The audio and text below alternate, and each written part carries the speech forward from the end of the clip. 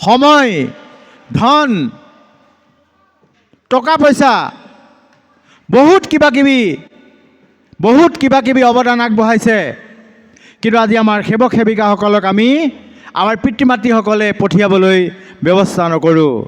এটা কথা মন কৰিব, এই আধ্যাত্মিক পৰিমণ্ডললৈ নাহিলে সি আপোনাৰ পুত্ৰ কেতিয়াও হ'ব নোৱাৰে।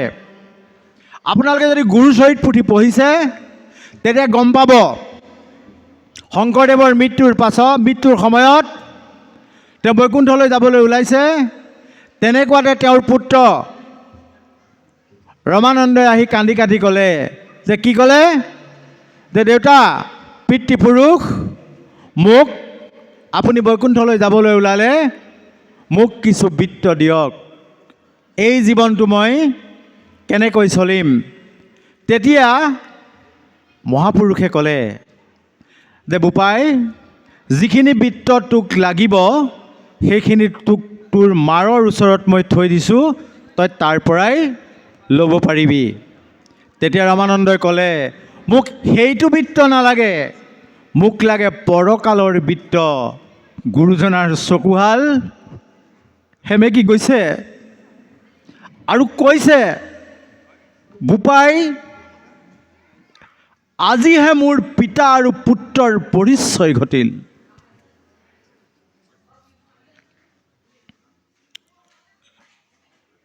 গুৰুজনে জন্ম দিলে যদিও পুত্ৰ হিচাপে পৰকালৰ বিদ লাভ নকৰিবলৈ নিবিচৰাৰ কাৰণে পুত্ৰৰ সম্বন্ধটো নাইকিয়া হৈ গৈছিল। তেতিয়া তেওঁ ক'লে, সবেখানি মই মাধৱৰ ওচৰত থৈছোঁ, যোৱা তুমি মাধৱৰ ওচৰতে সকলোখিনি পাবা। এই যে পিতা পুত্ৰৰ পৰিচয়টো কোনডোখৰত ঘটে, আজিকালি আধুনিক জীৱন ধাৰা পালন কৰিব খোজা পিতৃ মাতৃসকলে হয়তো বুজি পোৱা নাই যে মানুহ সৃষ্টি কৰিবলৈ গৈ আওপকীয়াকৈ তেওঁলোকে এটা অমানুষ সৃষ্টি কৰিছে আৰু তাৰ ফল শেষত তেওঁলোকে ভুগিব। ভাৰ্যা পুত্ৰে পূৰ্বৱতে নকৰে আদৰ, অল্প বচনতে মাত্ৰ কৰে অনুত্তৰ। নপাৰ পুখিবে বুঢ়া, খাইবে মাত্ৰ চাখ, এইবোৰ কি কাৰণে বুঢ়া মৰিয়া নযাখ।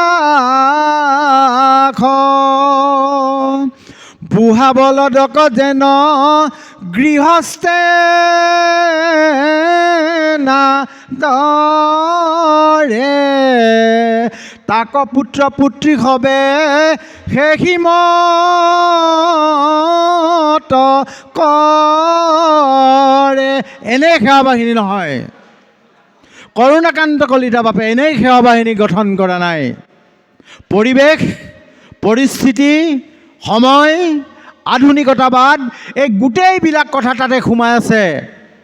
পৃথিৱী যিমানেই পৰিৱৰ্তন নহওক, আজিৰ যুগত যিমানেই AI নাহক, ছুপাৰ AI আহক, কিন্তু শ্ৰীমন্ত শংকৰদেৱ সংঘৰ সংগীৰ হৃদয়ত কিন্তু এইবিলাক বস্তুৱে ঠাই নাপাব।